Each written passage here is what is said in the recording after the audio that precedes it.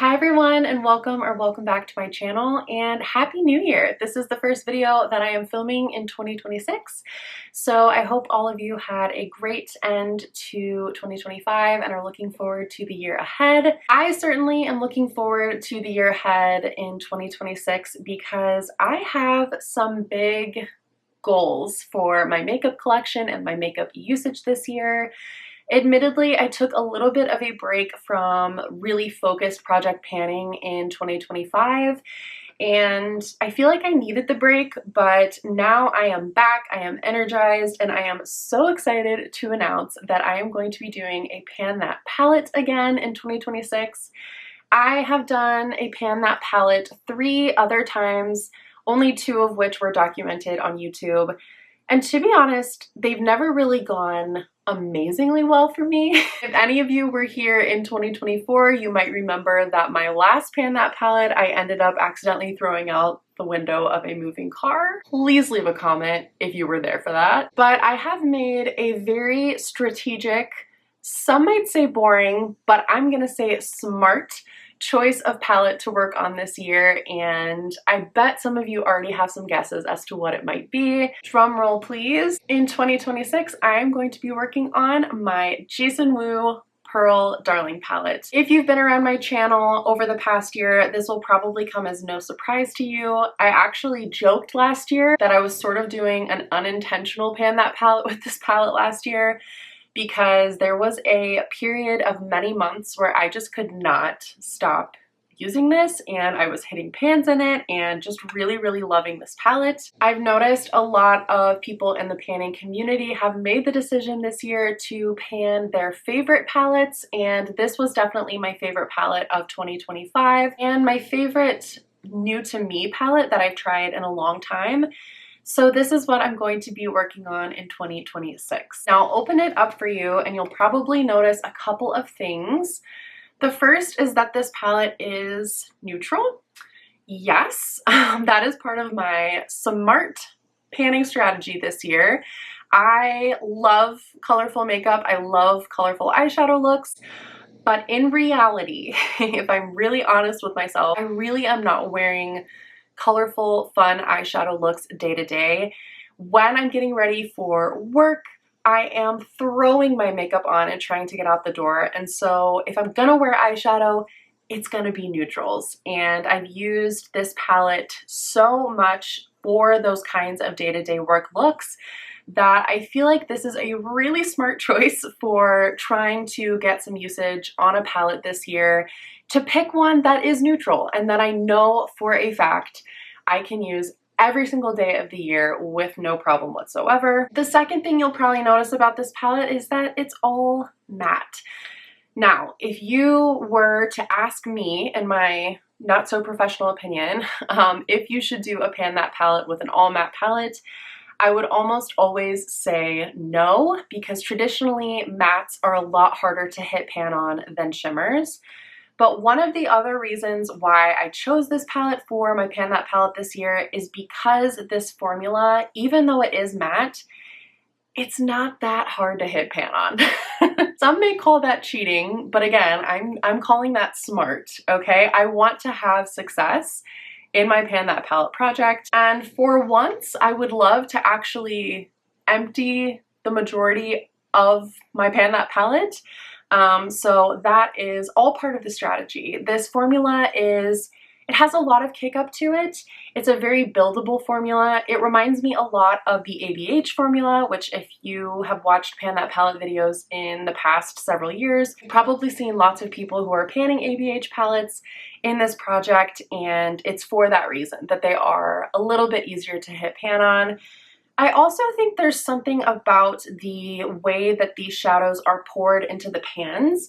The pans themselves are pretty large, but they are a little bit more shallow. So I think in general, this palette is going to be easier to hit pan on and harder to finish completely because there is still a good amount of shadow in here. It's just that the shadow itself seems to lay a little bit more shallow because these pans are so large. Overall, this palette is 0.47 ounces or 13.5 grams. So it's not like there's a really small amount of shadow in here. There's still a really good amount of shadow, but If there's one thing I know about me, it's that I need motivation whenever I am doing a project like this. And so I think picking a palette that I know for a fact I can hit pan on and then actively try to empty some shades is going to be the right move for me. So I'm going to go ahead and show you an up close view of what this palette is currently looking like. You will notice that I already have 4 pans in this palette and I am very, very close to a 5th pan. Again, this is all part of the strategy. I need a palette that I know I can see visible progress on. The unfortunate thing about this palette is that these shades don't have names, but they do have numbers. So that is how I will be referring to the shades in this palette this year. So the first shade up here that I have called number 1, you will notice I do have a big shiny pan in this one. This is a perfect lid setting shade for me, and it also does a tiny bit of brightening if I want that on my inner corner or underneath my brow bone. Super easy for me to use, so this is one of the ones that I definitely want to empty this year, and I feel pretty confident that I will be able to do that. It's also a really nice one for blending out shades, so there's a lot of uses for this one, and I think for that reason it's definitely one I can see myself emptying. Then we have 2 and 3, both of which are sort of peachier, leaning warmer neutral. Now, I don't always love a peachy kind of orangey shade, but some of these shades do pull really, really cool. And so if I ever want to warm something back up again, these are really, really nice shades to have to add into the crease. I'm not sure if I will empty these completely this year. I guess we'll see, but definitely hitting pan I don't think should be too hard. Then we have these 2 kind of chocolate browns on the end, 4 and 5. 4 has a little bit more red to it than 5, but 5 still has a little bit of a reddish brown to it. Both of these I'm probably going to use in the same way, which is to deepen up my outer corner, potentially to smudge out my liner or on my lower lash line. Jumping back over here on the middle row, we have 6 and 7.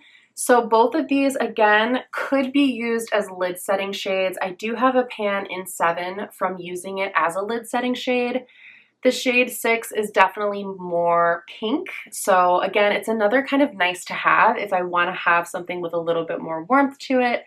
7 leans a little bit more kind of sandy and golden, but honestly, I can kind of mix the 3 of these together and just use that as my lid setting shade or as a shade to blend out deeper shades. So I feel really good about my ability to hit pan in 6 and potentially get really, really close to emptying all 3 of these this year. The shade 8 is like my perfect transition shade. It's not too warm. It's also not too cool. It just is perfectly neutral, and I do have pan in that one as well.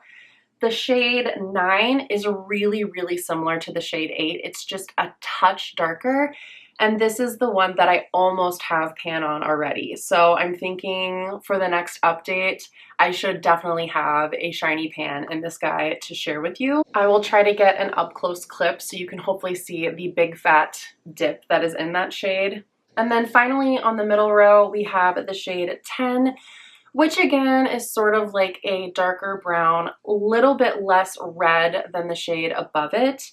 So a little bit more of just like a true neutral brown, again, for deepening up the outer corner, smudging out liner, etc. On the bottom row, we have 11 and 12. I have a pan in the shade 12 because this is an amazing brow shade for me. Honestly, 11 and 12 I use in my brows. 12 I tend to put in the front part of my brows where I want things to look a little bit lighter, and 11 in the outer part of my brows where I really need to kind of reinforce the tail of my brow. So both of these would get used basically on a daily basis this year to fill my brows in, which is really handy. The shade 13 is almost like a blue leaning gray. So again, I love that this palette has a mix of cool, neutral, and warm matte shades. If I ever want to do something really cool and potentially even blue leaning, I can dip into this shade, because part of the reason why I feel like this is going to be a great pan that palette for me is because I can build the base of my looks with this palette and get tons of use that way. but it also encourages me to go and use shimmers that I already have in other palettes or that are single shadows. So I can definitely see a day where I do a blue look to use this shade and I go pick one of my Odin's Eye palettes or one of my Glamlite palettes to get a really fun shimmery blue shade out of it. So I'm really excited about the looks that I can create by pairing this palette with other palettes in my collection. And then finally we have 14 and 15. 14 again is a little bit more of a reddish toned deep brown. This is a really beautiful shade for smudging out liner and also for deepening up looks. And then we have a matte black, which for me will probably get the most use as a shadow liner. And that is the palette. So I understand a lot of you might be looking at this and feeling a little bit bored by it, but to me as a matte lover and as a person who realistically uses mostly neutrals, I feel like this is a palette that I can actually see some really good progress on this year, and I hope you all will be excited to follow along. I can tell you I'm already getting annoyed with the reflection from my light in this palette, so we'll have to figure out a clever way of sharing my progress. Maybe I'll do progress photos instead of trying to show you on the video every time. Also, I've gotten a lot of comments on how cute the packaging of this palette is, and I agree. I absolutely love the pearls on the front. But if you are ever thinking of purchasing this palette, maybe don't put it in your makeup bag, because I've had quite a few pearls pop off. Some of them I've been able to glue back on with a little bit of nail glue, but I have a feeling by the end of this year, this palette might be looking a little more battered. But hey, that's kind of the goal, right? I want my collection to look used and loved, and I am so ready to hit pan in some eyeshadows. I don't think I hit a pan in an eyeshadow last year, maybe one, which is no good. That's not exciting. So I'm ready to hit the ground running this year in 2026. Please let me know in the comments down below if you're doing a pan that palette this year, and if you're documenting it, whether it's on your Instagram, your TikTok, your YouTube, whatever, please leave that link as well, because I absolutely love watching pan that palette videos. I find them so inspirational, and I would love to follow along on your journey and cheer you on. If you love pan that palette and you're excited to watch me work on this palette this year, then don't forget to subscribe before you go. I'm hoping to have monthly updates.